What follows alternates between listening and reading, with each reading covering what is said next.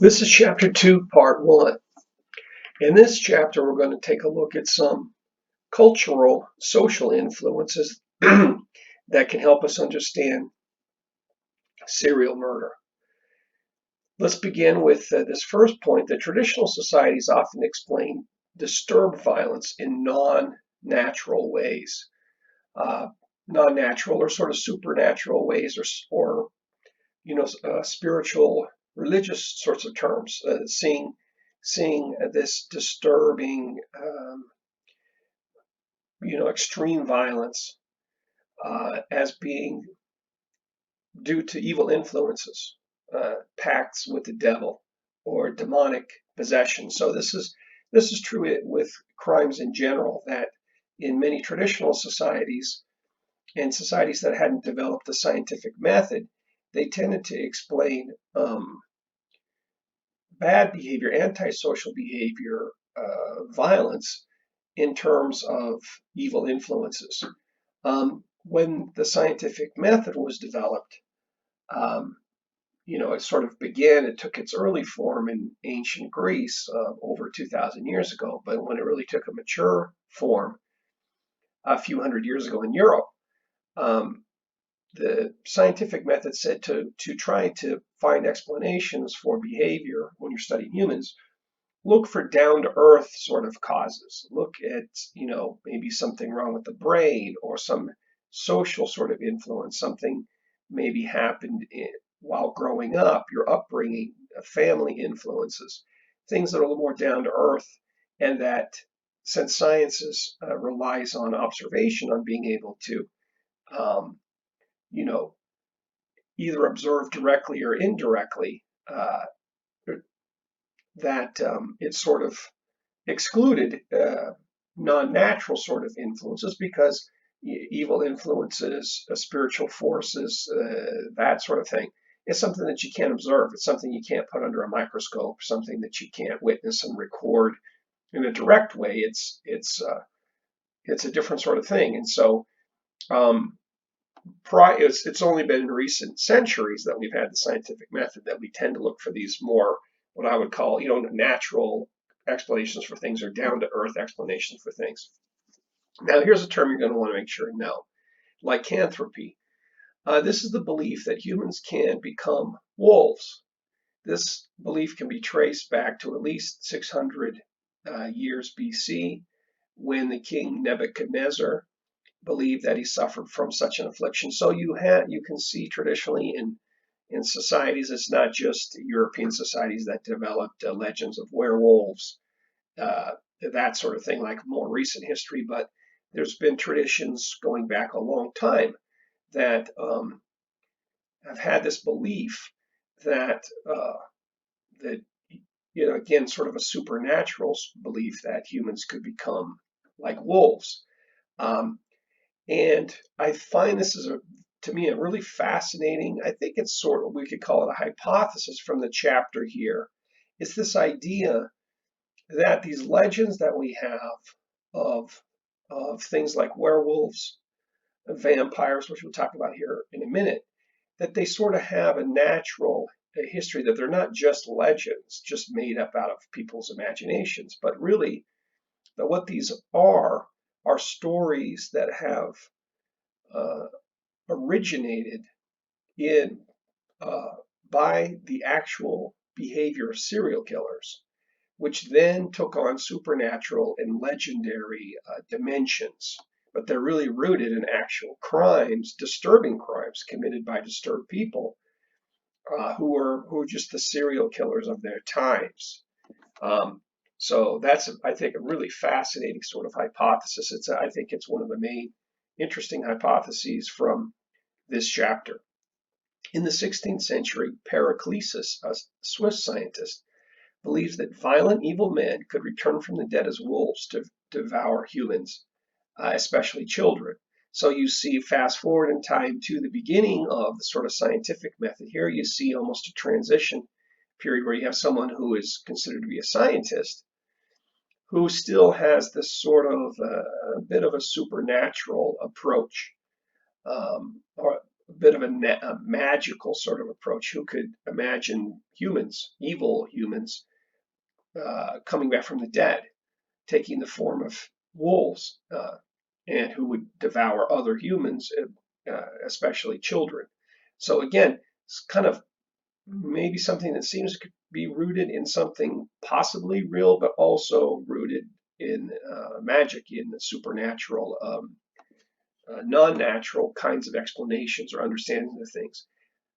Lycanthropy was considered a form of mental illness in which patients thought they were werewolves who desired raw human meat.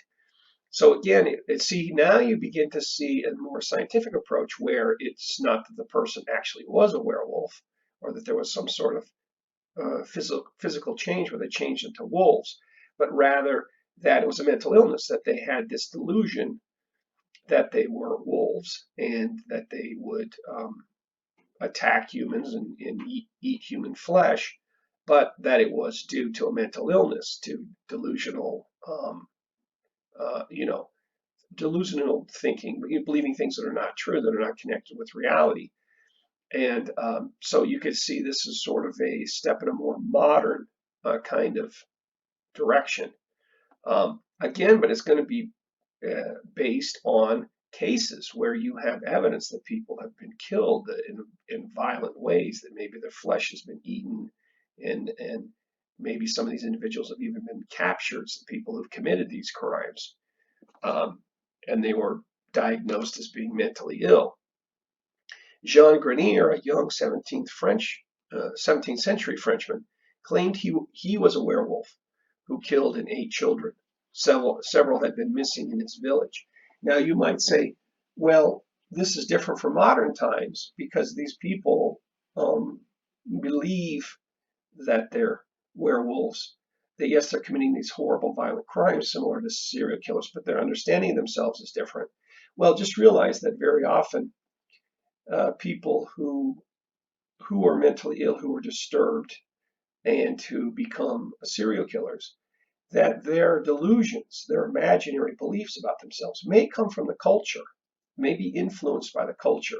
You see people who suffer from psychosis, from schizophrenia, from a disconnect from reality. They might imagine that voices are talking to them from the television, or that they're some famous historical figure who has been reincarnated, come back to life, someone famous like Napoleon, and they think that they're Napoleon. See, that they can be influenced by the culture, the thinking, the famous figures, or famous, well-known beliefs of the time that they live in. And so if you have these legends hundreds of years ago of werewolves, and people believe it's real, then you could have a mentally ill person who believe that about himself. And so he's picking up the popular ideas of the time and using them as part of his own mental illness. See, so you can think of it that way. In Germany in the 16th century, Peter Stubb completed a pact with the devil and transformed into a werewolf whenever he got the urge to kill. For more than 2 decades, he murdered people and drank their blood. He raped and tortured victims before cannibalizing them. Now, doesn't that sound a lot like a serial killer? But again, one that's maybe culturally influenced by the ideas, the beliefs of his time, this fascination, this belief in werewolves. So again, you can see, I'm seeing a couple of interesting things here that culture can influence how disturbed people think about things, of what they believe about themselves. But also you can see the roots. You get the idea from these cases that serial killers are not a new phenomenon. They just didn't start, say, in the 1800s, where we have famous cases like, say, Jack the Ripper or something like that, an English case. Like that's the first one that ever happened or something like that. No, not at all. These killers have been around for a long time, but maybe the exact crimes that they've committed and beliefs that they've had have differed some from culture to culture and time period to time period. The occasional discovery of mutilated bodies fueled the belief in werewolves. And so now some of this could have been attacks by mutilated bodies, attacked by wild animals, that kind of thing. But some of these cases may indeed could have been serial killers. Now, You didn't have the sort of careful investigations, scientifically based investigations with sophisticated methods and technologies like we have now in the current times. So maybe some of this is, again, how accurate all of this is. It's a little fuzzy because we're talking about history here. We're talking about centuries old information. And so we always have to be a little careful about, we don't know how reliable the information is. But still, you can kind of see patterns here that are interesting. The story of nobleman Vlad the Impaler was popularized by Bram Stoker's book, Dracula, titled Dracula, which fueled a belief in vampires as well. So this Vlad the Impaler, who was a historical figure, a prince, a wealthy, powerful individual, he was known to be someone who loved torturing and murdering peasants and drinking their blood. So you see here something that sounds like serial killer. It's a little related to what we've seen with these werewolves, in that you have these people interested in drinking the blood of victims, torturing, killing them, mutilating them, potentially drinking blood. So a similar sort of manifestation, but of course different, um, in this idea of vampire rather than werewolf. While stories of drinking human blood were mixed with mutilation and cannibalism, vampires were typically thought to be sexually aroused by drinking blood. So you get these different components to all of this. The main point I want you to get from this portion of the chapter is that these legends, there's really, it's an interesting and I think compelling hypothesis that a lot of these legends are not grounded just purely in people's imaginations, like they come from nowhere, but indeed that they're grounded in a certain truth and a certain historical reality, that you had serial killers engaging in some of these kind of behaviors. But people at the time understood these crimes in more supernatural, magical sorts of ways. So they imagined vampires, they imagined werewolves were actually true historical realities, but it's in truth it's actually part legend, part imagination, but part reality. Now we shift topics here, and let's see, it probably makes sense for me to finish this PowerPoint slide and then we'll continue on with part 2 later. But this term, very important, and we want to introduce this here, paraphilia. And here we do have the sexual, some of the sexual aspect, which is very important to talk about and understand in this class on serial killers. So paraphilia refers to a condition in which a person is aroused by unusual objects, people, or situations. So it's a little hard to define, in that we know that there's sort of a range of things that people find sort of sexually appealing, and appealing to some people and then unappealing or even revolting, repulsive to other people. There's a range there. And so things that are more unusual, strange, that other people find bizarre, that's not typical, that's likely to be labeled as being paraphilic or paraphilia. It's an unusual sexual sort of interest, and there tends to be a focus, this term fetish, an obsession, a real focus on certain objects or people with certain characteristics or certain situations, which it's not necessarily common for people to find these things sexually appealing. So serial killers, whose stories were turned into legends, were the forerunners to modern serial killers. At least that's the hypothesis. I think there's some historical evidence for that here.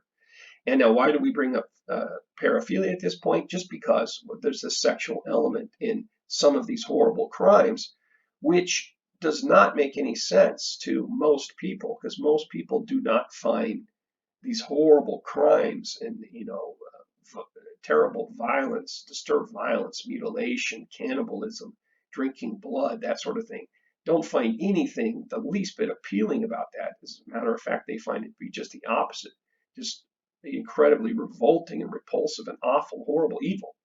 So, but this is one important step to understanding the motivations of many serial killers, especially male serial killers, is a high percentage of them have somehow, and it's still a bit of a mystery, but have somehow linked a sexual appeal to violence and to extreme violence. And so that's why we introduce in this chapter already this term of paraphilia. But again, so there's a couple of points we're making here. We're also making this point about legends having a certain truth to them, likely. Okay, that takes care of the first couple of slides. We will see you folks in part 2.